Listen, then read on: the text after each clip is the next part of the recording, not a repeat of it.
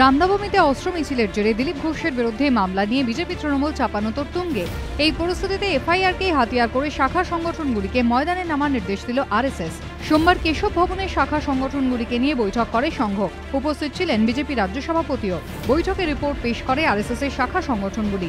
সূত্রের খবর, রিপোর্টে দাবি করা হয়েছে দক্ষিণবঙ্গে প্রায় 15 লক্ষ মানুষ রামনবমী উৎসবে অংশ নিয়েছেন।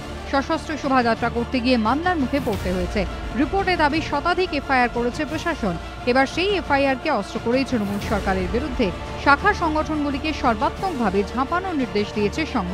সূত্রের খবর, বৈঠকে সিদ্ধান্ত হয়েছে সশস্ত্র শোভাযাত্রা নিয়ে সরকারের বিরুদ্ধে বৈষম্যের অভিযোগ তুলে ধরতে হবে। রাস্তায় নামতে হবে শাখা সংগঠনগুলিকে। যাদের বিরুদ্ধে মামলা হয়েছে তাদের আইনি সহায়তা দিতে হবে।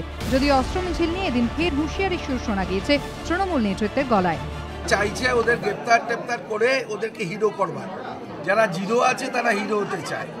রাজনৈতিক নেতারা রাজনৈতিক কর্মকাণ্ড করুক, তারা অস্ত্র নিয়ে ঘুরে বেড়ালে প্রশাসন তার কাজ করবে। অস্ত্র মিছিল নিয়ে বিজেপির অন্দরেও মত পার্থক্য দেখা দিয়েছে।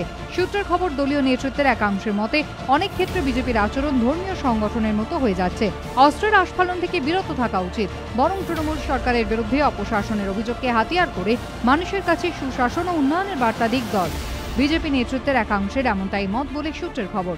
দীপক ঘোষ ও কৃষ্ণেন্দু অধিকারীর রিপোর্ট, এবিপি আনন্দ, কলকাতা।